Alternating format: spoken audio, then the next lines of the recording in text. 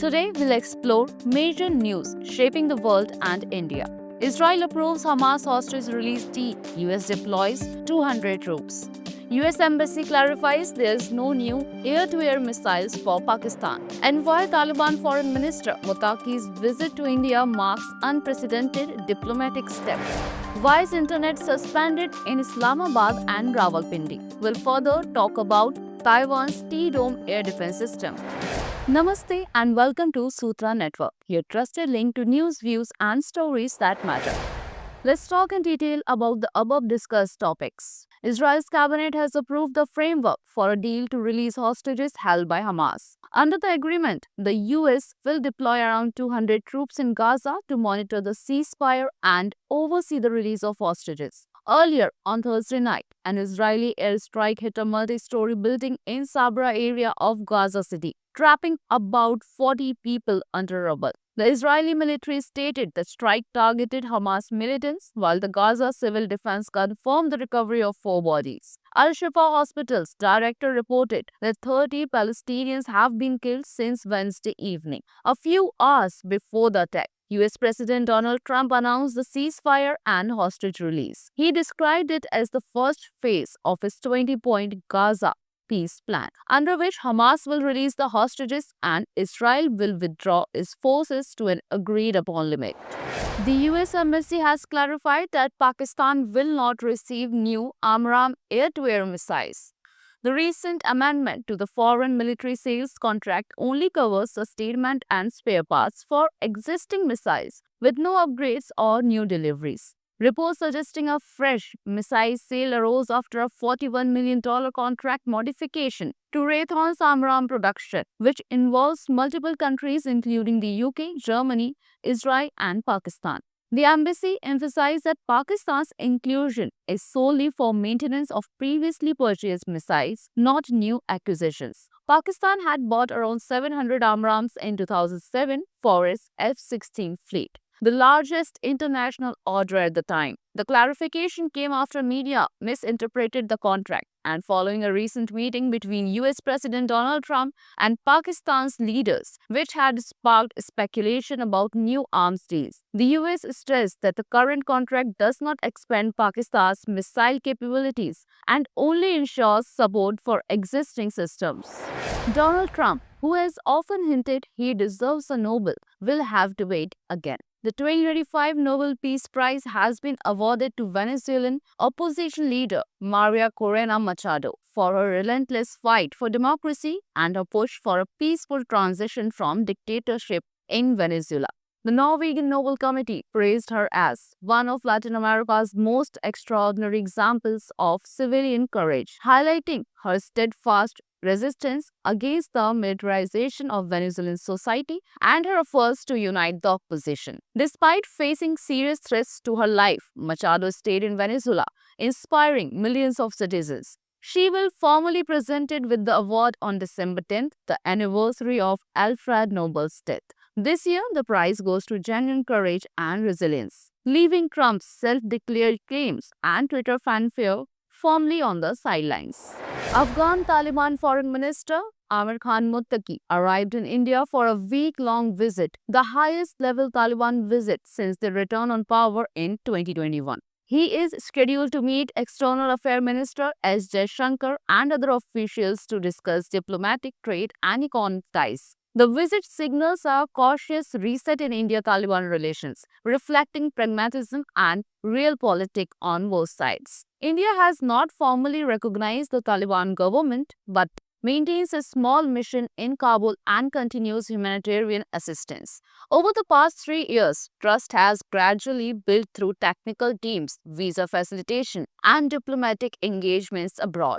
The visit also highlights shifting regional dynamics. Relations between the Taliban and Pakistan have deteriorated, giving the Taliban room to diversify diplomatic ties. For India, engagement serves strategic interests including countering terrorism, deepening connectivity with Iran and Central Asia, and balancing China and Pakistan's influence. Despite the progress, both sides remain cautious.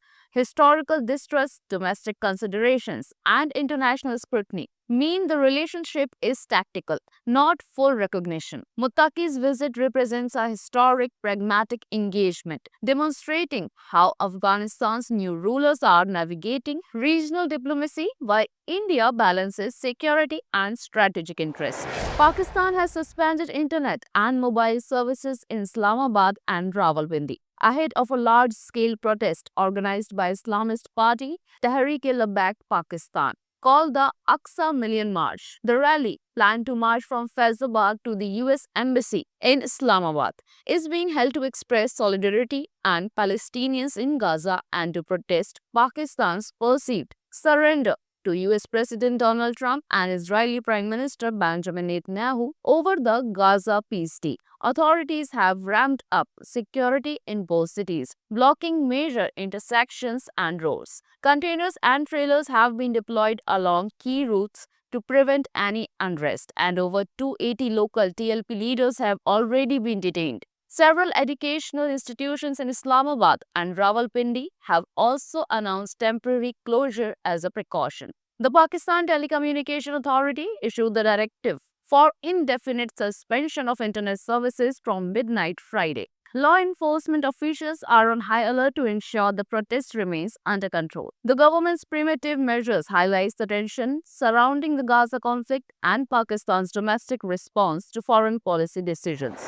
The United States has purchased Argentine pesos to help stabilize Argentina's flagging economy, a move announced by Treasury Secretary Scott Bessent. The action comes as the Argentine peso has sharply declined and the government's effort to stabilize the economy have drained national reserves. Bessent emphasized that supporting Argentina's reform agenda is of systematic importance to the US and helps maintain stability in the Western Hemisphere. The Trump administration clarified that the $20 billion currency swap is not a bailout, and Bessent noted that the peso was undervalued. Argentina has faced repeated financial crises, defaulting on debt 3 times since 2001, most recently in 2020. The government's austerity measures since 2023 have controlled inflation but sparked public backlash as purchasing power fell amid recession fears. The decision has faced criticism from US politicians, including Senator Elizabeth Warren, who argued that the funds could be better used domestically, and Republican Senator Chuck Grassley, who questioned why Argentina receives support despite US agricultural trade interests.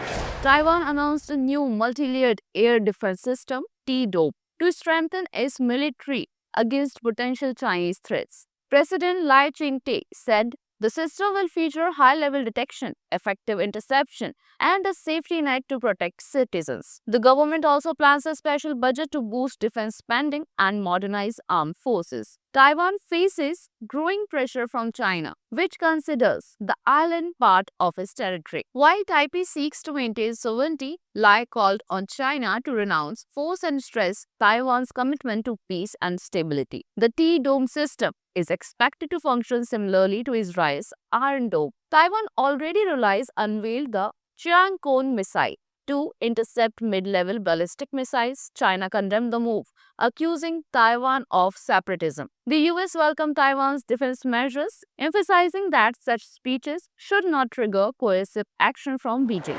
Minami Katsu shot a record-breaking 11 under 61 at Guizhou Garden Golf Club to take a 2-shot lead midway through the LPGA Shanghai tournament. The 27-year Japanese golfer carded 6 birdies on the front 9, a bogey at the 10th, and 6 more birdies on the back 9, moving to 13 under 131 overall. Katsu, seeking her first LPGA victory, said her round was pretty flawless and she focused on fundamentals rather than records. Ina Yoon sits second at 11 under, a shot ahead of America's Jenny Bay and Lindy Duncan. Bay's bid for the lead faltered with her triple bogey 7 on the 18th. Overnight leader Arpicia Yubel is tied for 5th at 9 under. The Shanghai event kicks off the LPGA's 5 tournament Asia Wing, which also includes events in South Korea, Malaysia, and Japan. This year, the tour has seen 25 different winners across official tournaments, highlighting the depth of competition.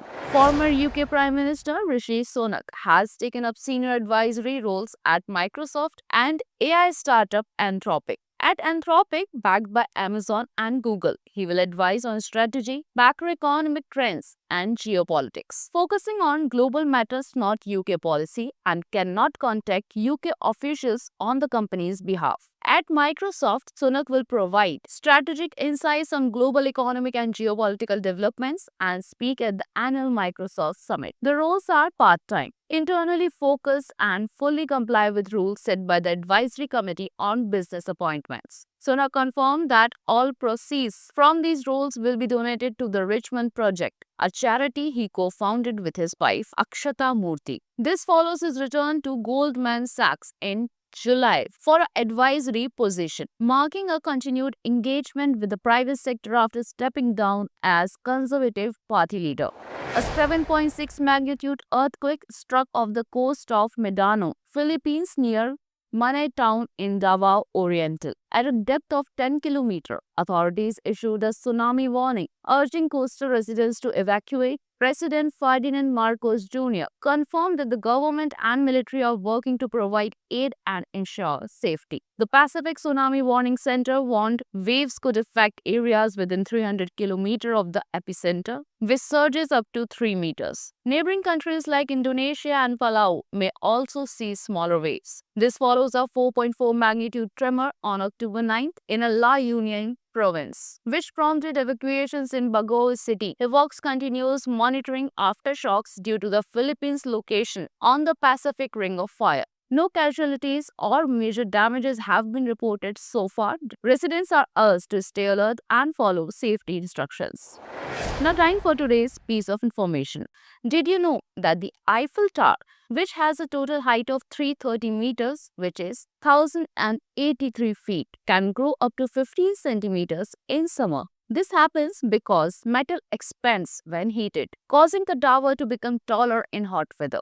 In winter, the metal contracts due to the cold, bringing the tower back to its original height. This is an example of temperature dependent expansion and contraction. For more such global updates, subscribe to our channel, press the bell icon, and do visit our website.